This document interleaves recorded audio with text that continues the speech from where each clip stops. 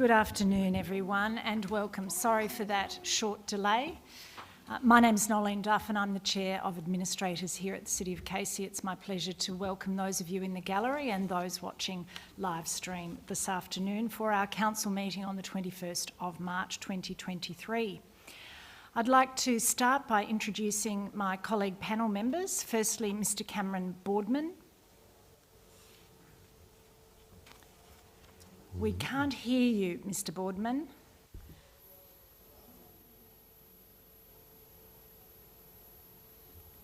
We still can't hear you, Mr Boardman. So I'll move to Mr Belmar. Good afternoon, Chair. Now, we just might need to pause and enable our AV staff to assist. So please bear with us.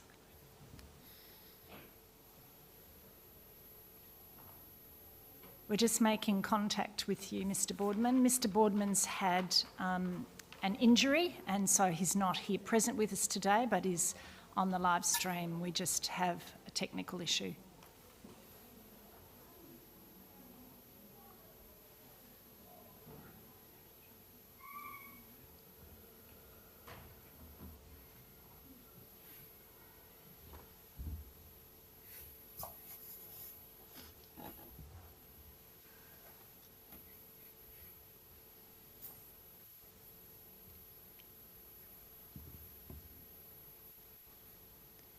Whilst we're waiting for that to occur, I might just start with officer introductions. And our Chief Executive Officer, Mr Glenn Paterson, is with us this afternoon. Ms Jen Bednar is our Director, Customer and Business Transformation. Mr James Collins, Director, City Planning and Infrastructure. Mr Callum Patty, Director, Community Life. And Steve Coleman, Director, Corporate Services. And Simon Horsburgh, our AV technician, is hard at work there, and Nicole Rode, our Governance Support Officer. We also have a number of other officers with us here present this afternoon. I'll move to the Statement of Acknowledgement. The City of Casey proudly acknowledges the traditional owners, Casey's Aboriginal communities and their rich culture, and pays respect to their elders past, present and future. We acknowledge Aboriginal people as Australia's first peoples and the traditional owners and custodians of the land on which we work and live. The Diversity Statement. The City of Casey is home to remarkable diversity with many cultures, languages, faiths and communities of worship, ages, LGBTQI+ identities and landscapes together forming our rich and dynamic community story. From our first Australians to our most recent arrivals and every wave between, the City of Casey welcomes and represents all community members and their respective ambitions to live healthy, rewarding and happy lives. We recognise this diversity as our strength and we aim to share, nurture and celebrate it. At that point, as we're moving into the business of the meeting, I'll just pause and see if we have resolved our technical issues. Can you hear me now, Chair? Yes, Mr Boardman, we can hear you and I do welcome you and ask you to introduce yourself. Thank you, Chair. Cameron Boardman, Administrator, and I apologise for not being there in person due to a medical condition, but I thank you for allowing me to join virtually. Thank you, Mr Boardman. Thanks for joining us. I'll now move to item 2, which is the confirmation of minutes. And there's one previous minutes to be confirmed, and that's for the Council meeting of the 21st of February 2023. Is there a mover and a seconder? Yes, I'll move those. Thank you, Mr Belmar. And a seconder? Seconded, Chair.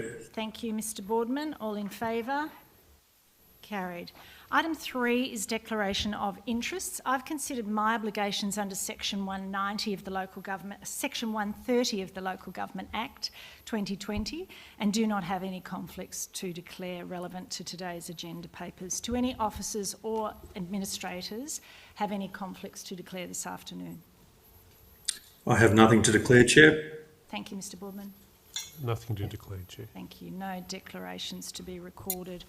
I now move to item 4, which is public question time, and there are 8 questions from a number of different submitters that were put onto Council's website for this afternoon's meeting. So question 1 is from submitter Robin Stewart. Is Robin Stewart in the gallery? No. The question is, I'm sure you'll be very aware of how unhappy residents are with the state of our parks. Weather has clearly not been an issue of late and doesn't ever appear to be for Wilson or Casey Fields. However, my local park was unusable during the Christmas and school holiday break. It appears that it is only once every 8 weeks plus. Can you please tell me what the actual schedule is for parks in residential areas? Is this likely to be revised anytime soon? So the manager city presentation has advised the following. We have had a number of questions with respect to the management of parks in the last little while. Casey's open space strategy provides a framework guide to the planning, design, development and maintenance of open space in the City of Casey. The core service level standards for the maintenance of our parks and open spaces provide strategic guidance to influence the size, location, distribution and design. And Wilson Botanic Park and Casey Fields are both regional open spaces and they do have dedicated site crews on site. The remainder of Council's open space is managed through contractors and they are sourced and chosen through an open and competitive market process. So that assists in the delivery of services. Like many of the businesses within the City of Casey, those council contractors have also experienced difficulties in recruiting staff and accessing equipment and supplies. And Council is also currently reviewing our service levels, the way that services are delivered across the city in this particular service area, and the performance requirements that we seek from contractors via this process. So officers are working towards an uplift of ground maintenance standards moving forward. In the meantime, the current contractors are being pressured and worked with closely to prioritise the maintenance of high-use sites such as playgrounds and sporting facilities to support residents' enjoyment. And officers have advised that they will make efforts to contact Robin Stewart and have a discussion with that person. Question 2 is from Hayley Perry regarding the proposed integration of Bunjil Place with Fountain Gate Shopping Centre. Is Hayley Perry in the gallery? No. The question from Hayley Perry is, with the proposed closer integration of Bunjil Place with Fountain Gate Shopping Centre, what are the approximate square metres of public land that will be sold to the owners of Fountain Gate Shopping Centre? With the proposed closer integration of Bunjil Place with Fountain Gate, how many trees are proposed to be cut down? The acting manager of growth and investment has provided the following comments, and I do note that there has been no sale of land process to date. On the 13th of December 2022, Council resolved to undertake community engagement on the draft concept master plan for the Bunjil Place precinct and the potential for Council to sell the land to achieve this vision.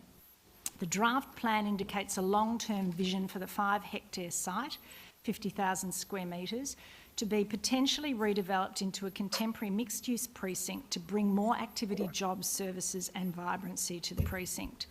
The purpose of the draft concept master plan is to indicate a high-level and long-term conceptual vision for the site. Detailed design and planning is required to be undertaken before any development could commence. The impact of development on existing trees and vegetation would be considered at that time. Community engagement was undertaken in January and February 2023, and a report considering community feedback will be considered by Council at a later meeting. Council has not yet resolved to commence any sale processes. Question 3 is a similar question from Dave Perry. I note question 2 was from Hayley Perry. Question 3 is as follows. With the proposed closer integration of Bunjil Place with Fountain Gate Shopping Centre, how many square metres of green space will be lost? With the proposed closer integration of Bunjil Place with Fountain Gate, how is this proposed to be funded? The acting manager of growth and investment has provided the following comments. The purpose of the draft concept master plan is to indicate a high-level and long-term conceptual vision, as I've outlined for the previous question. The draft vision also includes development of new and improved public spaces within any future development of Bunjil Place precinct. Council will consider feedback received from the community on the draft concept master plan at a future council meeting. A decision on whether to commence processes to sell the land to achieve this vision would be made having regard to that community feedback. The financial implications of any proposed sale and development of the land would be considered at that time. Question 4 and 5 are from Michael Ball with respect to the Berwick Springs toilet block. Is Mr. Ball in the gallery? Thank you, Mr. Ball. Question 4, the 2016 proposed toilet block as part of the Berwick Springs Wetland Reserve Master Plan was stopped via a petition to Council. In 2016, 144 residents, predominantly the Saturday Park Run community, supported the proposal. Council is surely aware the park run occurs Saturday mornings once a week for 1 hour with participants gone by 9 a.m. They do not use playground facilities. Local residents, however, use the facilities every day and are overwhelmingly opposed to the proposal. Does Council understand, regardless of the design assurances, the only acceptable design is no design? Question 5 from Mr. Ball, and I'll read that question as well. Following the 2016 petition, in 2018, the Berwick Springs Master Plan included proposals for a tennis court, a very large playground extension, outdoor fitness track and basketball court. The toilet block was not included in 2018 following the 2016 petition. These facilities now include recently added on-street parking, which is now complete, noting these facilities are approximately 1.5 kilometres from the Berwick Springs playground at the Esplanade and Promenade proposed toilet location. Would Council agree it seems now logical to relocate the proposed toilet to these larger facilities? That way the broader community can play tennis, exercise and enjoy the larger facilities for hours, knowing toilets are readily available, as opposed to providing these facilities for, generally speaking, a 1 hour park run once a week. In 2023, the local community can then protect their asset at Berwick Springs, and the broader community also gets access to amenities where they are needed the most. The Manager, City and Asset Planning has provided the following comments with respect to Mr. Ball's question. Council currently prioritises the installation of toilets in line with Council's open space strategy. Toilet locations are chosen where people gather, including near playgrounds, barbecues, dog-friendly spaces and places that attract larger numbers of people. The proposed location at Berwick Springs Wetland Reserve was chosen as the preferred site due to its proximity to a popular playground, barbecue shelter, space and ample parking. The proposed location also attracts larger numbers of people due to the hosting of the park run. Consistent with the previous Council resolution responding to a petition lodged, Council officers are currently coordinating a response and further discussion with the head petitioner and residents in proximity to the proposed toilet with respect to the plans. So thank you for being here and thank you for posing that question. Questions 6 and question 7 are from Linda Rackman, and the subject is Streets Ahead Integrated Transport Strategy, Strategy 1, Establish 20-minute neighbourhoods. Is Ms Rackman in the gallery? Thank you. Rackman. Thank you. Question 6 from Ms Rackman is, in relation to the community consultation which informed the strategic responses 1 to 4 for Streets Ahead, it appeared to focus heavily on transport development issues.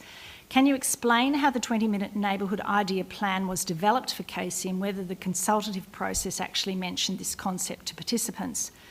Question 7, also from Ms Rackman, is it is stated on the Planning Victoria site that the 20-minute neighbourhoods will be 800-metre radius and everything. All facilities and services will be accessible within a 10-minute their 10-minute return walk.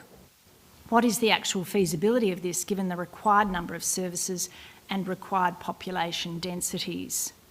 So there's a number of officers have contributed to responding to your question. Plan Melbourne is the state government's metropolitan planning strategy that establishes a commitment to delivering 20-minute neighbourhoods throughout Melbourne. 20-minute neighbourhoods are outlined in Plan Melbourne as about giving people the option to live locally by having the ability to access most of their daily needs, like shops, schools and parks, within a 20-minute walk, cycle or public transport journey from home. This is a long-term aspirational vision of the state government within Plan Melbourne, which they intend will evolve over time. Neighbourhood activity centres play a crucial role in providing local access to shops, cafes and health services. Casey has a strong network of existing and planned neighbourhood activity centres, which provides options for much of the city to live locally. Our new growth areas are planned to include a local park within 400 metres of each new home, and for at least 70% of new homes to be within 800 metres of schools and community centres.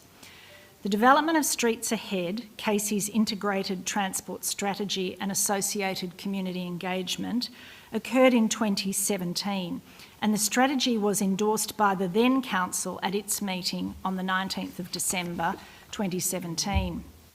The proposed establishment of 20-minute neighbourhoods, one of the 4 key objectives of the strategy, was tested with the community, experts and other stakeholders at that time. This involved focus groups, targeted consultation workshops, an online web page and on-the-ground surveys. The community engagement sessions specifically covered concepts of 20-minute neighbourhoods, including how they could be used as a planning tool to influence infrastructure investment and housing growth. Analysis of the community feedback revealed the top 2 services that residents would like to be within 20 minutes of walking, cycling or public transport were public transport to key centres, 78%, and access to local shops and services, 70%. The final question this afternoon is, that being question 8, is from Annette Newey, subject council meeting time. Is Annette Newey in the gallery? Thank you. Why are working parents and individuals excluded from attending council meetings? It's very common at 4 p.m. for parents to still be in traffic picking up their children from school or taking them to after-school activities. Some are still working when the meetings begin, which gives them zero opportunity to attend. While other councils are very mindful for their community and hold their meetings after hours to ensure no one is excluded from attending, Casey continues to hold its meeting at a time when it's impossible for families to attend. Will the council change this unreasonable starting time to include the working class? The City of Casey is home to 360,000 residents who have various caring and employment commitments. The rich diversity of Casey's communities mean it's unlikely that any one council meeting time will accommodate all of the community's preferences. Council meetings are currently held on a monthly schedule commencing at 4 p.m. and live streamed to Facebook. Recordings of the meetings are also made available on Council's YouTube channel for those who wish to view but are not able to watch live. Whilst public attendance at council meetings is welcomed, the council meeting forum is for council to make formal decisions in the interests of the municipality. There are many other interactive forums and ways for members of the community to engage with the council. For example, in direct contact with customer service teams through participation in the very many community engagement exercises often scheduled after hours and on weekends, and through participation in council events. That is the conclusion of the questions this afternoon. I thank those people who have submitted questions. We now move to officer reports, and I move to item 5.1, which is the Audit and Risk Committee Chairperson's report. I might ask that we move and second this report, and then I will hand to Mr. Boardman to introduce the report further. So do I have a mover for item 5.1? I will move the report, Chair. Thank you, Mr. Boardman, and a seconder. I'll second that. Thank you, Mr. Belmar, and I will hand to you, Mr. Boardman, to introduce this report and to speak to the officer report. Chair, I believe we do have the Chair of the Audit and Risk Committee, Mr John Nguyen, online. And before I make any comments on the report itself, it may be appropriate for me to introduce Mr Nguyen with your imprimatur. So if I could do that, I'd welcome Mr Nguyen to the meeting. Thank you. Thank you, Mr Boardman. Good afternoon, administrators and officers. Good afternoon, Mr Nguyen. Please go ahead with your report.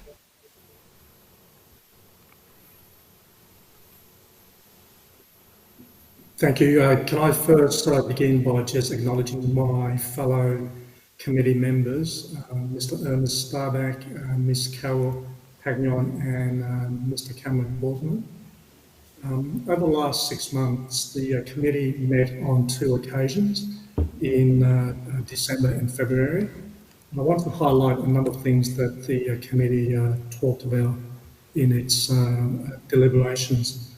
So, as the name Audit and Risk Committee implies, the crux of the discussion talks to the audit issues that are impacting the council. From an audit perspective, we spent quite a bit of time talking about the internal audit program and the reports. And during the 2 meetings that were held during the last 6 months, we talked about the cyber security report, the parking enforcement and infringement reports. We talked about the capital works and the records and data governance reports. The 2 reports that I wanted to highlight to Council are the reports dealing with cyber security and data governance and records management. The cyber security report, as the Council would recall, was a special report that the Audit and Risk Committee had commissioned. Internal Audit performed their work and made an assessment against the NIST framework, which is the National Institute of Standards and Technology, dealing with cyber security framework. And the conclusion was that the Council was performing adequately. I did note that the roadmap that the Council had developed was very pragmatic, and some of the observations which I thought would be interesting to note is that internal audit assessments that Casey is ahead of other councils of similar size. The other report that I wanted to note was the report on data governance and records management. Whilst there were no high or extreme risk identified, internal audit did reflect on a number of opportunities that the council could undertake, and a lot of that goes to the heart of awareness and capability building. Other than that, the internal audit program ran sufficiently well during the last 6 months. I now want to turn the attention to external audit, and it's common during this time of the year. We met with Vargo. Vargo delivered their audit strategy for the 2022-23 financial statement, and there wasn't any surprises in there. So we look forward to Vargo coming in and testing the council's financial statements. The other 2 things that I wanted to mention was that as part of our ongoing monitoring of risk within the council, we would ask for updates on the council's strategic and transformation programs. And again, the council officers provided adequate reporting of those issues. The other thing that I wanted to note was that during the last 6 months, the committee undertook its annual self-assessment. The results of the self-assessment are that the committee is performing well and that it is appropriately skills with members of various backgrounds. The self-assessments did identify a number of things that the committee should or could undertake to increase its knowledge of the council, and working with officers, we are looking to undertake deep dives of some of the services that the council provides. So on that note, I will pause and commend the report to Council and ask if there's any questions or comments. Thank you, Mr Nguyen. I'll hand back to Mr Boardman and you can speak to the council report, Mr Boardman, unless there are any other comments you wanted to make. Thank you very much, Chair. I think it's important to acknowledge the exemplary contribution from Ms Nguyen, Ms Pagnon and Mr Stabic.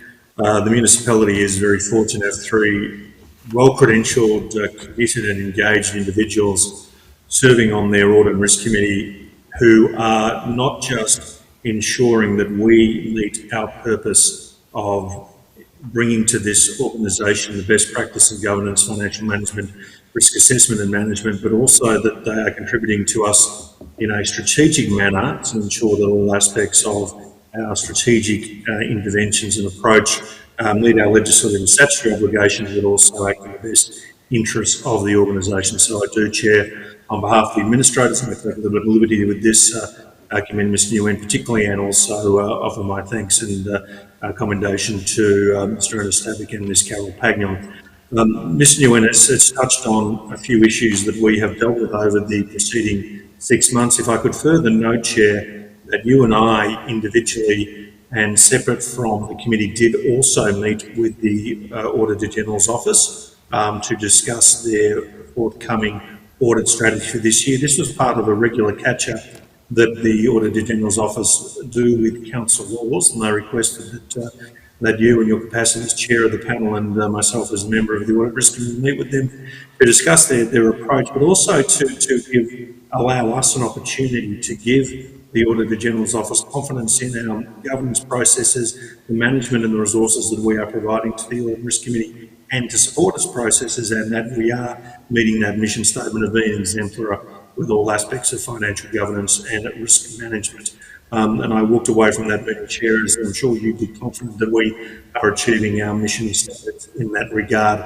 Ms Nguyen made two very brief comments in relation to our internal audit updates, the cybersecurity maturity assessment, and also the records and data governance assessment.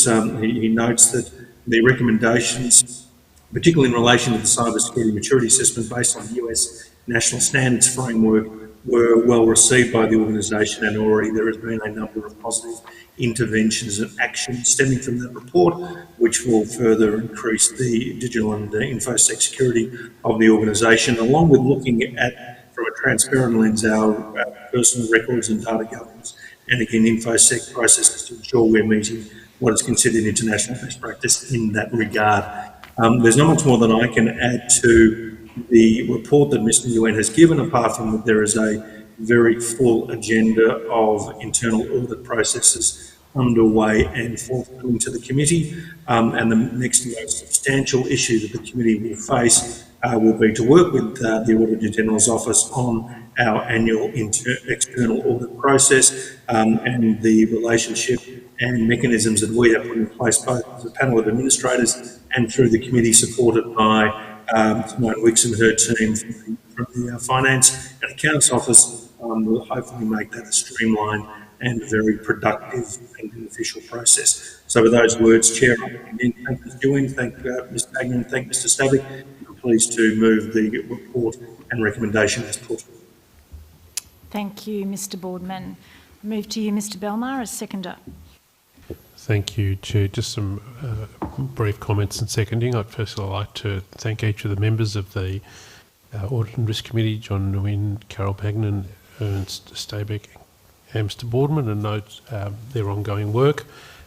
I note that the work of the Audit and Risk Committee not only relates to a financial auditing function, but also to more broadly managing risk within Council. It is pleasing to see the important work that's being done with respect to cybersecurity to ensure that at all times Council is meeting its obligations and it's doing so in a manner that achieves best practice. With those comments, I have no more to add, and again thank the members of the committee for their ongoing work. Thank you, Mr Belmar, and thank you, Mr Nguyen, for your attendance today and for the leadership role that you play. It's an important role, particularly in the context of the history of this council, and we do appreciate the work you do. And thank you, Mr Boardman, as our representative. I'll now move on to item 5. Oh, I'll put that to the vote. I beg your pardon. All in favour? Carried. Item 5.2 is the mid-year budget review, and there is a recommendation. Do I have a mover? Yes, I will move that. Thank you, Mr Belmar. And a seconder? Chair, I'll second that recommendation. Thank you, Mr Boardman. Mr Belmar, I invite you to speak to the motion. Yes, thank you, Chair. I'll make some brief comments in moving this motion. This evening, I'm moving this motion with respect to our mid-year budget review.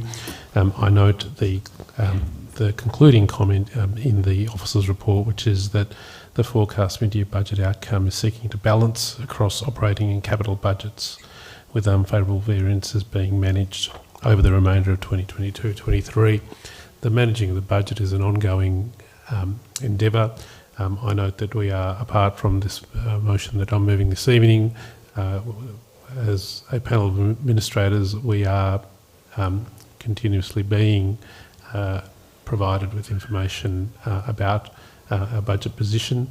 I note that the budget, as it's set out in these papers this evening, has two main parts: an operating budget and a capital budget.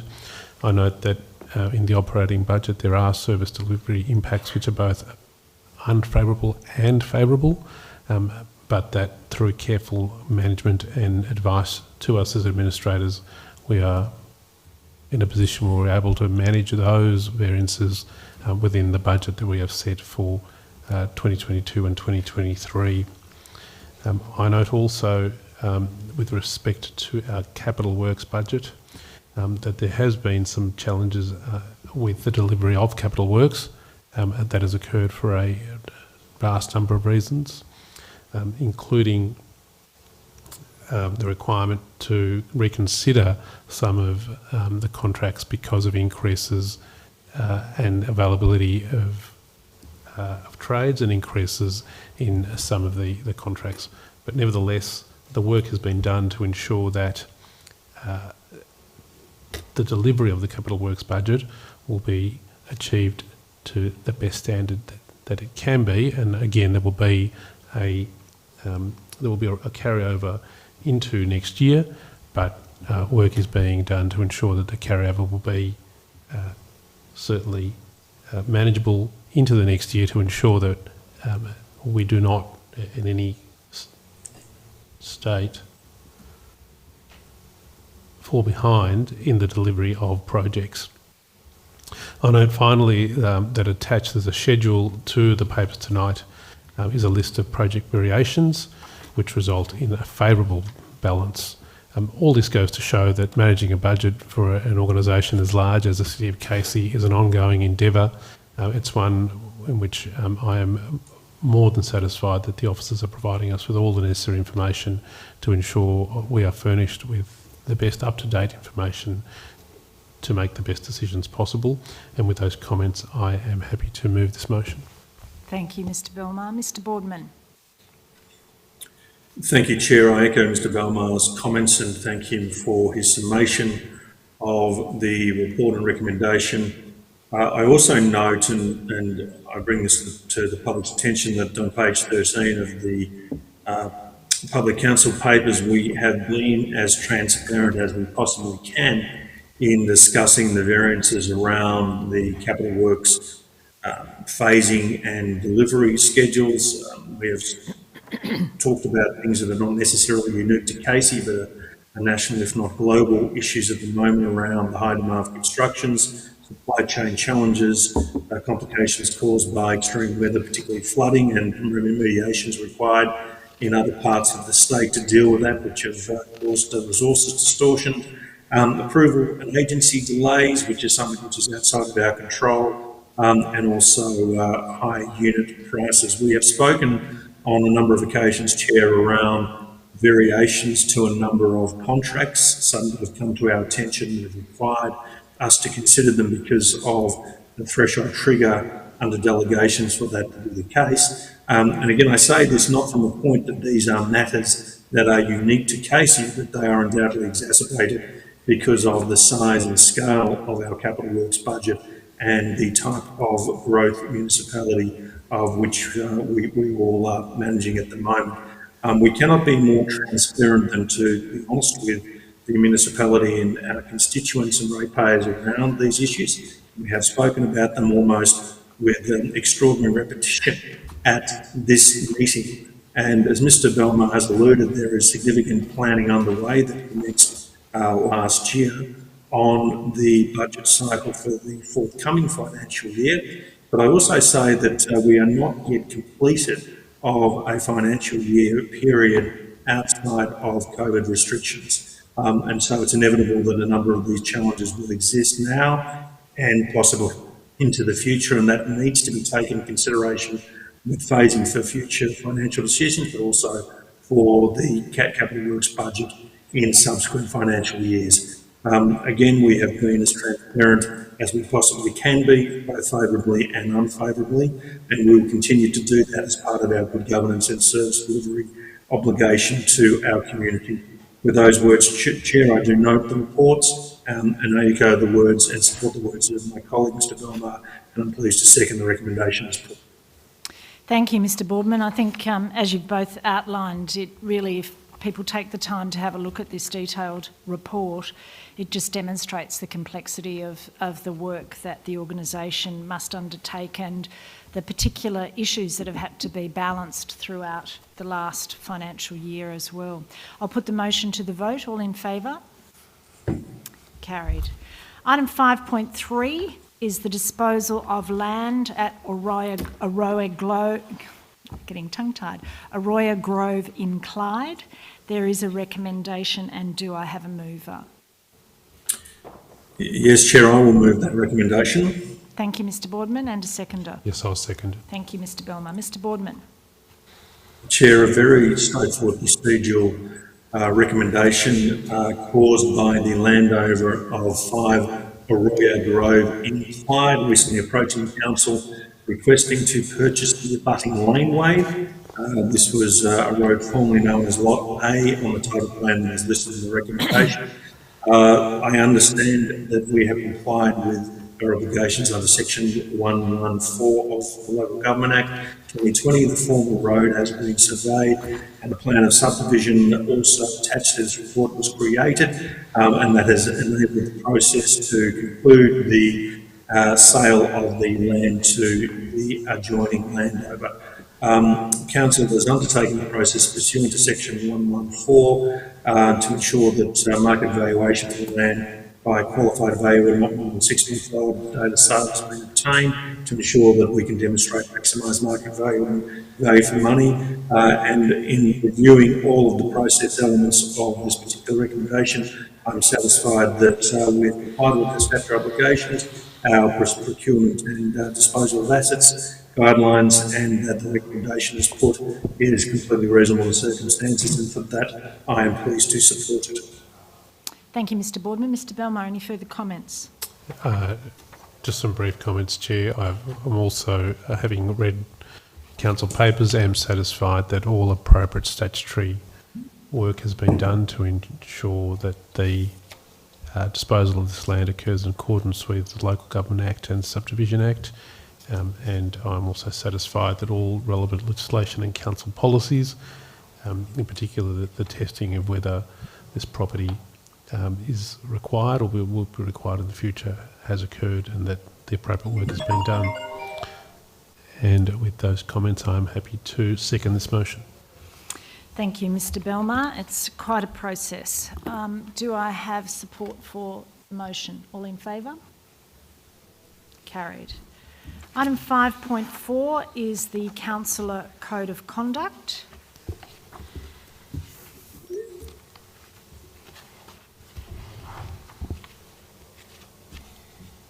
Sorry, I'm just finding the page. So there is a report and a recommendation on page 26. Do I have a mover for the recommendation? Yes, I'll move that. Thank you, Mr Belmar. And a seconder? Seconded, Chair. Mr Boardman. Mr Belmar. Thank you, Chair. Tonight, I move an important. I move the adoption of an important code for the council, and in particular for this council with the impending return of democratically elected councillors. I note that in the executive summary of tonight's report, it is set out therein that the code is to be read in conjunction with the various council policies adopted from time to time, and having considered Casey's recent history and guidance issued from IBAC, this report proposes to include content from standalone protocols for councillors, land use planning in the Councillor Code of Conduct. The change reflects the importance of integrity controls in land use planning and ensures that council remain appropriately removed from interaction with developers and landowners.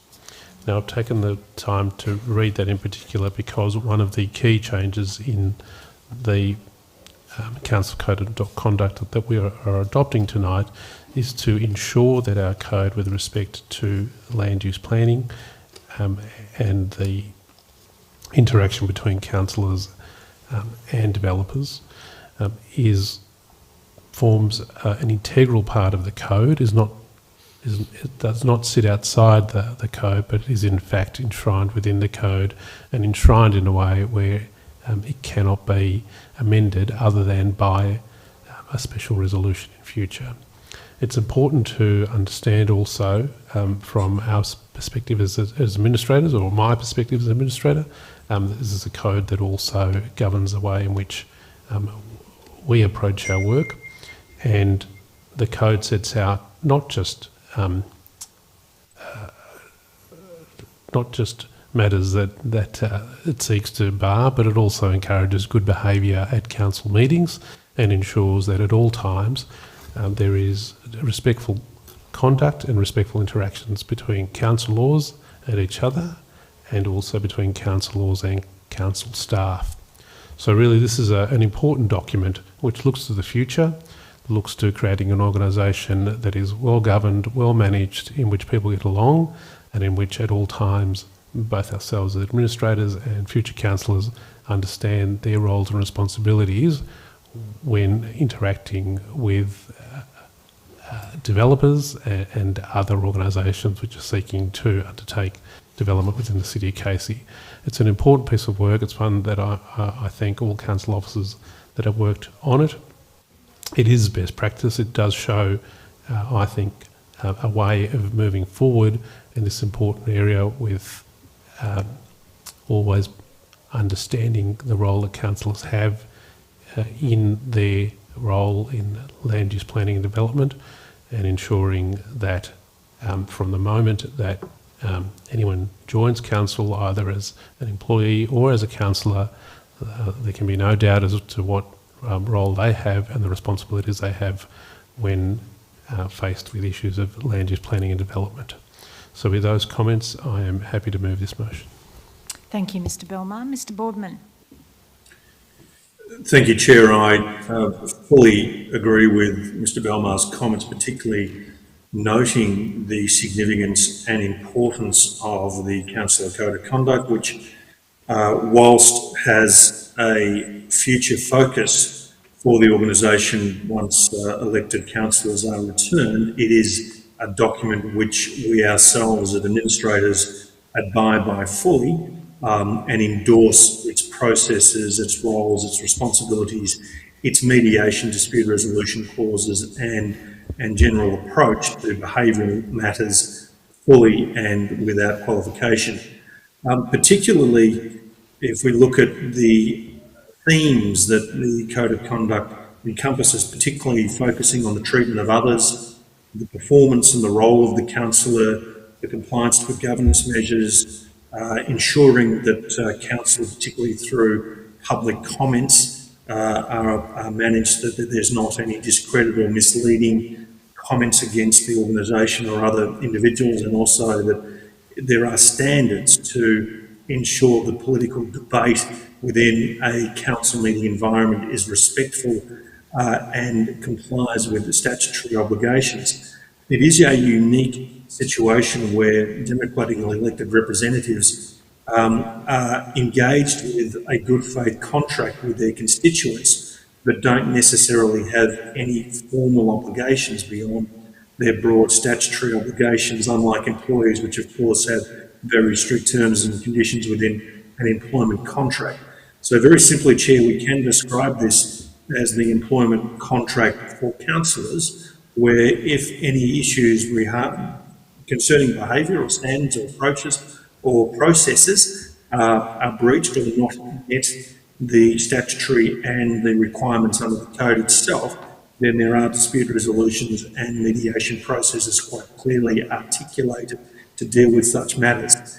We do note that these have to be used sparingly. They have to be used if such occurrences occur in a last resort, but by being completely upfront about the expected standards of behaviour and the approaches that individuals who seek to be elected to this and particularly this council, but other councils who have similar codes must abide by, it is a very transparent, appropriate and best practice way of dealing with such.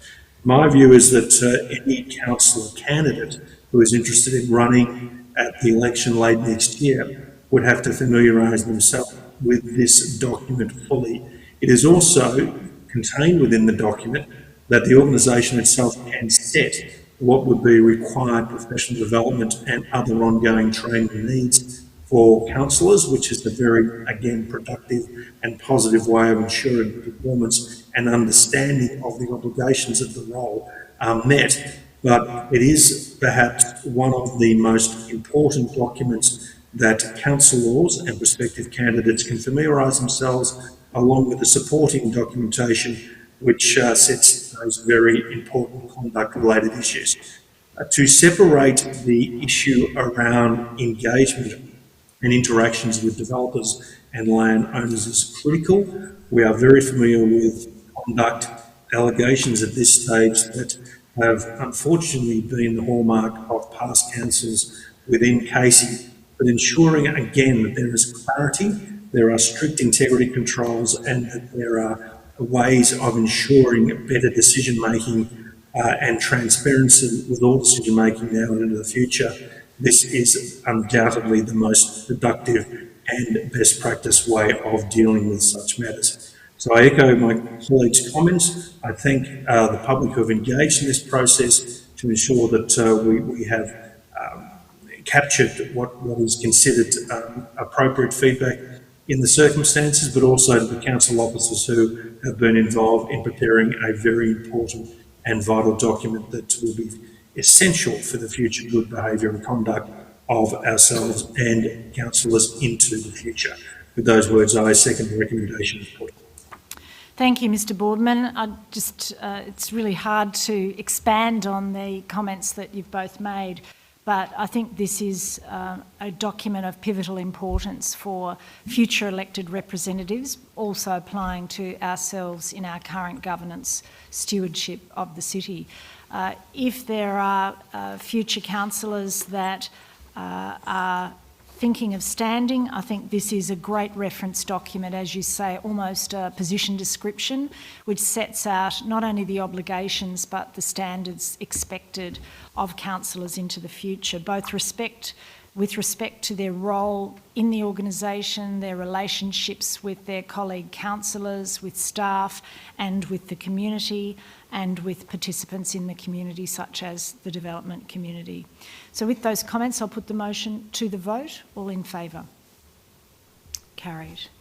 Thank you. That's the conclusion of officer reports this afternoon. Item 6 is consideration of reports of committees, and I simply note the reports of committees as listed in the agenda papers.